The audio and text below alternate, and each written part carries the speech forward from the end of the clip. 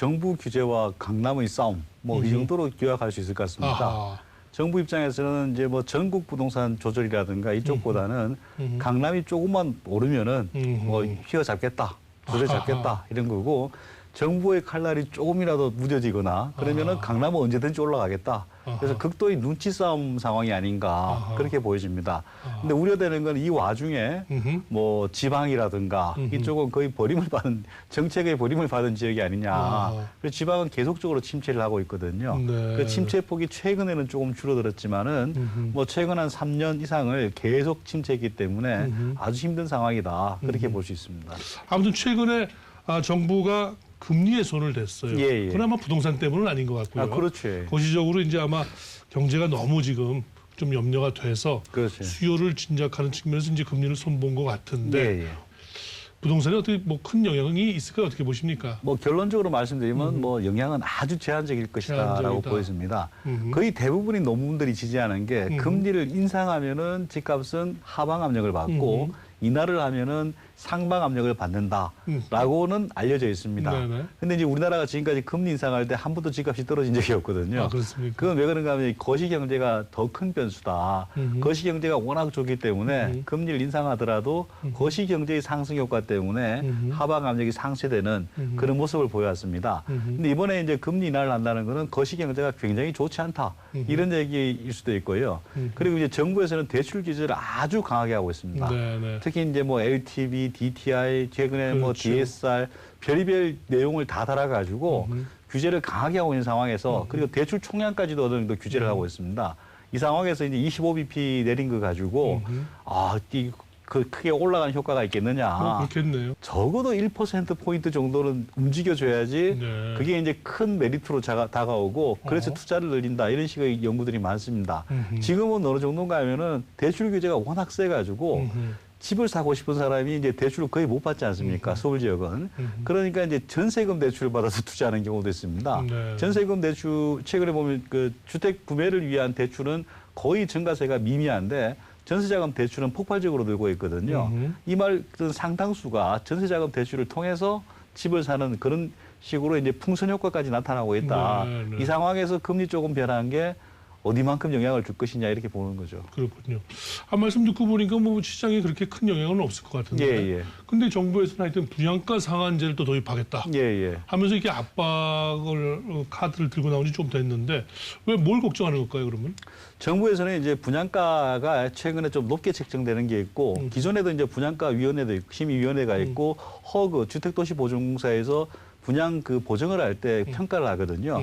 그 제도보다 더 낮춰야 된다 이렇게 판단하는 것 같습니다.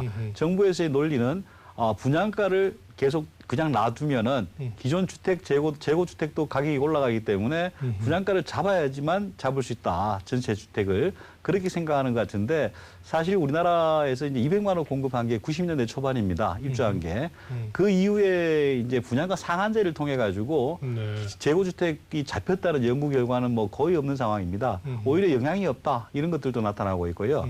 그래서 실제 그 관계는 상당히 불투명하다. 그리고 학계에서 이제 보고된 그런 대부분의 연구들은 기존의 주택들이 가격이 오르니까 분양가가 오른다. 이쪽이 훨씬 많습니다. 그래서 정부에서 생각하는 것들이 물론 뭐 분양 물량이 많은 상태에서는 효과를 발휘하지만은 지금같이 뭐 전체 주택의 한 뭐 1%, 2% 정도 분양하면서 전체가 낮아지길 바라는 것은 굉장히 좀 무리한 생각이다라고 보여집니다. 그럼에도 불구하고 이 분양가 상한제를 정부가 도입하는 건 뭔가 집값이 자꾸 이렇게 오르려고 하는 기미가 좀 있었던 모양이죠? 그 사실 이제 강남이 최근에 뭐 한 3, 4주 또는 4, 5주 이렇게 오르는 모습을 보여줬습니다. 이게 우리나라 정부는 굉장히 좀 민감한 것 같아요. 전 세계에서 유일하게 주별로 이제 가격을 조사하는 나라입니다. 우리나라가. 다른 나라는 주별로 조사하는 나라가 없습니다. 그런가요? 예. 네네. 보통 그리고 이제 월별로 조사를 하더라도 월별 조사가 한 3개월, 4개월 정도를 보고 나서 이게 이제 뭐 단순한 이벤트성의 뭐 가격 움직임이었냐 아니면 추세적 움직임인가 판단하는데 우리는 뭐 2주 오르면 때려잡아야 되고 3주 빠지면 부양책 써야 되고 이게 좀 너무 가볍게 움직이는 경향이 있다. 그런 것들을 한번 고민을 할 필요가 있죠. 네. 그 분양가 상한제가 아까 뭐 어떤 측면에서 보면은 분양가 자체만으로 보면 진짜 그렇게 잡아준다고 한다면 나쁠 건 없는 거 아닌가요? 그 잡아준다고 하면 좋습니다. 근데 지금까지 200만 원 이후에는 잡았다는 그 연구 결과는 없습니다. 오히려 하면은 분양가를 낮추면은 주변 시세는 이렇게 형성돼 있고 재빠르게 따라올라갑니다. 소수가 그 시세 차익을 챙겨가는 구조인데 그 이런 시세 차익을 가져가는 사람의 돈은 어디서 나온 거냐 이걸 고민해 봐야 됩니다. 그 말은 뭔가 하면은 공급하는 사람들이 공급을 줄이잖아요. 거기에 이제 손실분이 있습니다. 그 생산자 영역의 손실분이라 그러고 일반적으로 공급이 더 많았으면은 소비자들도 더 많은 사람이 혜택을 받았을 거예요. 거기에 손실분을 소비자 영역이라 합니다. 그래요. 두 개의 손실분을 가지고 청약 당첨자한테 몰아주는 형태예요. 이게 과연 바람직한 거냐? 사회 전체적으로 비용을 지불하면서 몇몇 사람한테 몰아주는 형태. 가격을 정말 이렇게 제한하고 싶으면은 거기에 이제 보조금을 지불하든가 그렇게 해서 어느 정도 공급량을 맞춰주는 정책이 제일 낫지. 보통은 이제 공급량을 늘리기 위해서 선진국 도시들은 굉장한 인센티브를 실제로 많이 주고 있습니다. 도심 내 주택 공급을 위해서 이뭐 용적률도 완화해주고 용도도 바꿔주고 우리 말하는데 최근에 서울시를 보게 되면은 그 반대를 하고 있거든요. 개발하고자 하면 막고. 그래서 보통 시장이라는 거는 가격이 오르면은 공급이 따라 붙습니다. 근데 가격이 많이 올라가면은 공급이 더 빨리 붙습니다. 근데 우리 가격이 많이 올랐는데도 공급이 못 붙어요. 규제가 막혀 있기 때문에. 중장기적으로 이게 공급이 오히려 좀 제약을 받아서 나중에 쇼티지 뭐랄까 수급에 어떤 문제가 생길 수도 있을까요? 아 그거는 이제 굉장히 뭐 당연시 되고 있습니다. 그것도 경제학 교과서에 따르면 단기적으로는 쇼티지 그 공급 부족 현상이 작지만은 중장기적으로는 공급 부족 현상이 커지게 되거든요. 뭐 지금 당장 나타나는 현상들도 보게 되면은 재건축 사업자들, 재개발 사업자들이 분양을 미루거나 사업을 늦추거나 이것들이 공급이 늦어진다는 신호입니다. 그리고 우리가 2007년에 한번 그런 일이 있었습니다. 2007년에 분양가 상한제를 전격적으로 다 했거든요. 민영 사업자한테. 근데 2007년에 이제 서울시 인허가 물량을 보게 되면은 그전 5년 물량에 비해서 한 4분의 1 쪽으로 줄어듭니다. 또 폭증하는 것도 있습니다. 자, 올 가을부터 그런 규제를 할 것 같아. 야, 그럼 올여름에 다 몰아내자, 분양을. 그래서 분양을 이제 쏠림 현상, 인허가는 이제 씨가 말라버린 현상, 이런 것들로 해서 거시경제라든가 이게 더 왜곡이 되는 거죠. 이게 이제 경제 사이클하고 잘 맞아주면 모르겠는데 잘못 맞았던 경우가 2008년 금융위기입니다. 그때 분양을 사실 천천히 해도 되는데 분양가 상한제라니까 건설업자들이 거의 뭐 예년 물량에 엄청난 몇 배가 되는 물량을 다 투여를 했거든요. 그리고 금융위기가 오니까 그다음부터 전국적인 미입주 사태가 벌어졌습니다. 그래서 이제 그다음부터 건설업체들이 또 다시 어려워지고 사실 건설업체 자체가 자체의 사업성이라든가 이걸 가지고 투자 결정을 해야 되는데 정부의 규제 시기에 따라 가지고 사업 물량을 쏟아내거나 걷어들이거나 분양가 상한제가 도입된다고 하니까 그 이전에 미리 다 쏟아내야겠죠. 밀어내기를 해야 되고. 그다음부터는 안 되는 거니까 이제 지금도 그럼 그런 현상이 벌어지고 있나요? 이제 나타나겠죠. 지금은 정부가 아직 뭐 구체적으로는 뭐 하긴 한다고 했지만은 지금은 대응할 시간이 좀 부족한 상황이고요. 어떻게든 이 정부는 하여튼 정책 목표는 달성하려고 꾸준히 일관된 정책을 쓸 것 같은데요. 그러면 조금 중장기 전망을 해보신다 그러면 정부는 계속 강도 높은 정책을 쓰고 시장은 계속 지금 뭔가 뒤틀어져서 가격이 오를 때는 오르고 뭐 이렇게 될 거라고 보시는 건가요? 예, 그렇죠. 뭐 초양극화 현상. 지금은 이제 뭐 양극화 지방하고 서울 정도의 그 양극화가 있겠지만은 이제는 앞으로 이제 정부 규제라는 거 여기에 따라 가지고 될 지역은 더 올라가고 유동성도 굉장히 많거든요, 지금. 그래서 이제 초양극화에 서울 안에서도 더 양극화가 벌어질 것이다. 물론 그 중간에는 정부 규제를 피해가는 지역도 있고 그러기 때문에 풍선 효과로 인해서 이제 시장이 극도로 혼란스러운 상태가 당분간 계속될 가능성이 높다라고 보입니다. 분양가 제한과 함께 또 전매 제한. 하여튼 뭔가 조금이라도 삐집고 나오는 게 있으면 다 이제 막고자 하는 게 이제 우리 정부 생각인 것 같은데. 이쪽도 그러면은 대폭 강화될 걸로 예상을 해야 되겠네요. 대폭 강화되겠죠. 지금 현재 서울 같은 경우에는 한 3에서 5년 정도의 그 점유 제한이 있습니다.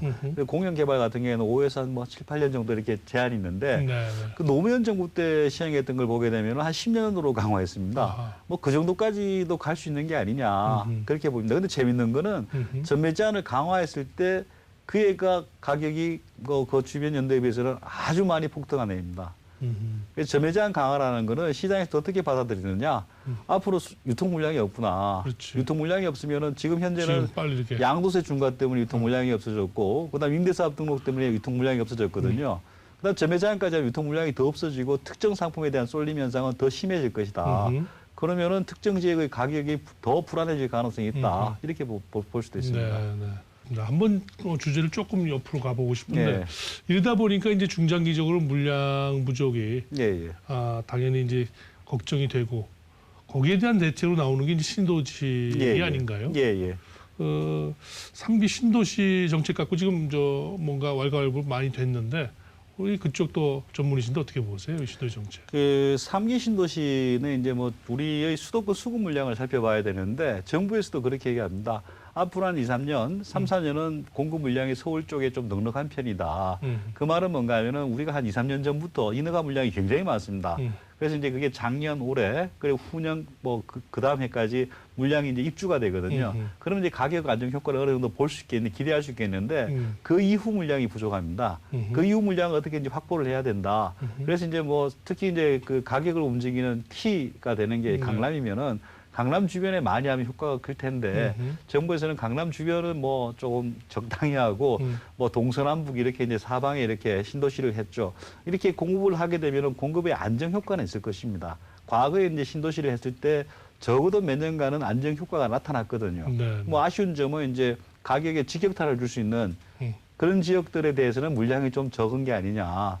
그게 이제 다른 외곽 지역에 오히려 많은 게 아니냐. 이런 것들이 좀 아쉬운 점이죠. 그 가격에 영향을 줄 수 있는 곳에는 좀 물량이 적다는 건 강남을 두고 하시는 건가요? 예. 강남이 움직이고 서울이 움직이거든요. 네.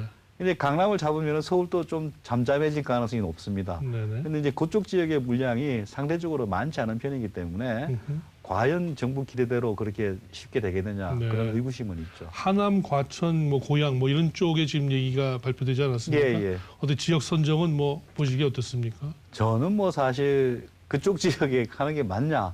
사실 동서남북 이렇게 다 본 것 같은데 지금 가장 문제가 되는 지역은 이제 강남 경부 축입니다. 사실 이제 그린벨트도 있고 강남 밑에 이제 성남, 용인, 수원 이런 지역에도 대규모로 하면은 강남 집값은 반드시 영향을 받습니다. 이건 거의 일관된 연구 결과들이 그 마이너스 효과가 크다 작다의 문제지. 특히 이제 이런 경우도 있었습니다. 200만 원 공급할 때는요. 분당 신도시 입주가 시작되니까 그 전에 강남이 한 38% 올랐거든요. 1년간 아파트가. 입주하자마자 마이너스 5%로 떨어집니다. 그 정도로 공급 효과는 분명히 있습니다. 근데 왜 강남 쪽에 그런 공급을 확 좀 늘리는 정책을 안 쓸까요? 주택만 보면은 강남 쪽에 하는 게 맞지만은 전체 산업이라든가 수도권 공간 전략 이렇게 봤을 때는 다른 쪽으로 생각해야 될 여지가 있기 때문에 골고루 한 게 아니냐 이렇게 보여집니다. 그 지역 사람들이 난리더라고요. 자기들 집값 떨어진다고. 예. 사실 특정 지역이 있는데 그 지역은 산업 기반도 없는 상황에서 주택만 더 생기면은 헌집 옆에 새집 들어오면 헌집은 더 떨어지는 게 아니냐 이런 식의 그 반론이거든요. 사실 우리가 판교를 맨 처음 만들 때 99년, 2000년 이때부터 구상을 했었는데 그때 할 때도 분당 주민들이 똑같은 요구를 했습니다. 그래서 고속도로 증가하겠다 이런 얘기까지 했어요. 왜 헌아파트 옆에 새 아파트로 망한다. 근데 지금 결과는 어떻게 되느냐? 판교가 들어오면서 고용이 엄청나게 늘어났거든요. 이 고용 증대 효과를 분당이 제일 많이 보고 있습니다. 그래서 이제 5개 신도시 200만 원 건설할 때 5개 신도시 중에 분당이 제일 많이 오르고 있습니다. 지금도. 사실 역발상적으로 보면은 지금 현재 그렇게 우려하는 지역에 고용을 정부 계획대로 많이 넣는다. 그게 쉽지는 않은 문제입니다. 고용이 많이 들어가면은 그 지역에 어떤 새로운 성장 기반이 되기 때문에 판교 분당처럼 오히려 올라갈 수도 있는 게 아니냐. 그런 식으로 생각돼 볼 수 있습니다. 이 전제 조건은 양질의 고용이 거기에 많이 생겨야 된다. 고용이란 측면에서 보면 지금 아까 그 3기 신도시 대상된 지역을 뭔가 새로 이렇게 확보하는 과정에서 오히려 이게 부작용도 있다고 그래요. 상업시설이나 공업시설에 있는 부분들이 나가고 이렇게 이런 과정인가요? 사실 수도권의 신규 일자리가 과연 그렇게 계속 생길 수 있겠는가. 그러면 이제 이전 수요거든요. 어디서 빼가지고 그쪽으로 가져가는 건데 그게 어디서 빠져서 가는 거겠느냐. 근데 이제 서울에서 빠져주면 정부에서 제일 좋고 다 좋은 건데 그 주변에서 또 빠져서 갈 수도 있는 문제고 오히려 그것들이 지역 산업 생태계를 해치는 게 아니냐 이런 우려도 있고요. 그리고 이제 정부에서 지금의 그 공급 방식 같은 걸로 과연 기업을 유치할 수 있겠는가 이런 우려가 더 큽니다. 과거에 2기 신도시 할 때 수많은 시도들을 했거든요. 기업 유치를 위해서.